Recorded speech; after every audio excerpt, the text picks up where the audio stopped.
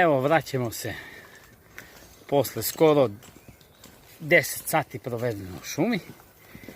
I evo kako je grupa. Ćao! Kako si? Evo, mi smo zaključili da je bolje provesti vreme gde? U šumi. Doručak, ručak, večera. Nego kad smo kući. Evo, kući pored računara, tableta ili telefona. Ako i to treba da se igra, ali lepše u prirodi, je li tako? I šta je bolja, voda sa česmi ili sa